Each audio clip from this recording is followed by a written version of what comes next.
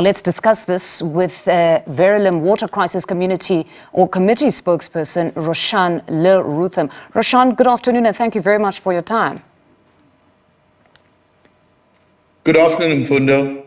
No, it's a pleasure to have you with us. Now, your issue is a long-standing one, but the minister has now stepped in and committed that come the 15th of February, you will have water. Your views on just that? Well, Fundo, it's been a long road for the community of Verulam, Chongat and Phoenix, particularly the surrounding suburbs of Verulam. We've been plagued with a water shortage since 2021. And we've now, through this community engagement and stakeholder meetings with the minister and the Human Rights Council, we've been given a plan, and a plan that we've also participated in. And as you are aware, the minister has now given a date to the community yesterday that by 15 February 2024, the residents of Verulam and the surrounding suburbs will get a regular, consistent supply of water in their taps and to their homes. So we're quite excited. However, I made it quite clear to the minister, I won't hold my breath, because we've been let down in the past by eThekwini on many occasions, and where dates have been given, they have failed us. But I am hopeful. I want to remain optimistic because it affects more than 150,000 people, and we need to give people hope.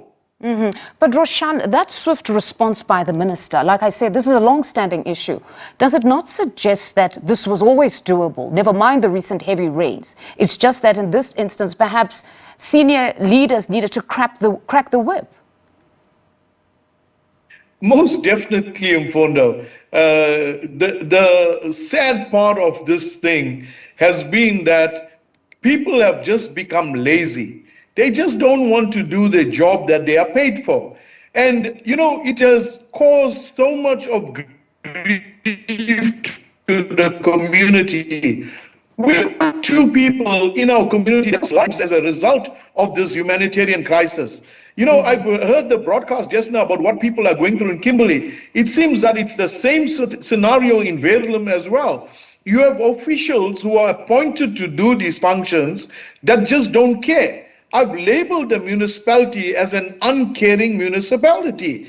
I've gone on record pleading with them for help from June last year, asking them to intervene because we foresaw as the Verulam Water Crisis Committee that day zero was arriving where there wouldn't be any.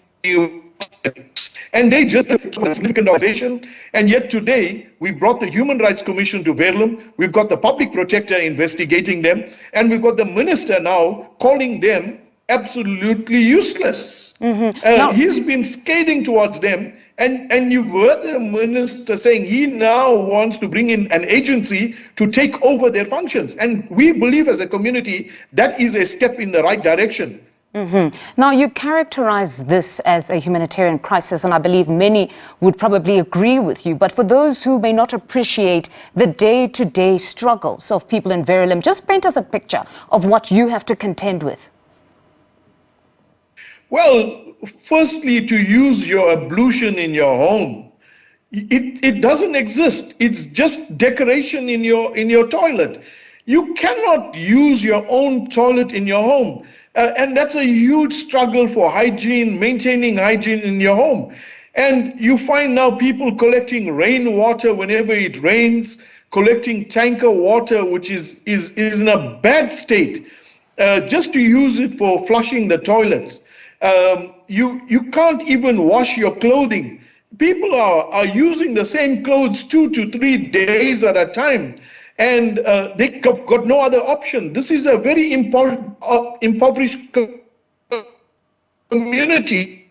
You speak of the community being... of having Apologies for interjecting there, Roshan, but you speak of the community being very impoverished. We understand that water tankers, though, are not sufficient, and some are having to now rely on private companies to purchase water. Surely that cannot be okay, because it's essentially commodification of basic services, especially for a community that you say is greatly impoverished, such as yours. That is correct indeed. And most of the days when one has to rely on the service of water tankers from the municipality, these tankers are not being sent on time. The municipality knows that a particular reservoir doesn't have sufficient water. They should then be ensuring that tankers are already dispatched to meet the community's needs. But what you'd find is that at 6 o'clock in the morning or 5 a.m. in the morning, when workers are getting ready to go to work, when children are arising to get ready for school, there's no water to prepare the kids for school. There's no water to prepare the men and women to go to work. And many of them now are heavily dependent on private tankers. There are NGOs, there are private companies that are bringing in water free of charge. And some people have to pay private tankers to fill up their water tanks in the home to make a plan to say, I now have to take care of my own home. But that's people who have money. The poor who don't have money, unfortunately, they're at the mercy of a failing municipality, a failing tanker service that's inefficient. Can you imagine you get a tanker coming at your home at 11 p.m. at night? You fast asleep. Now you hear the hooter of a tanker. You must get up out of your deep sleep, take your 25-liter buckets and go on the road. And this is for elderly people, people who are unwell. They're expected to get up late at night.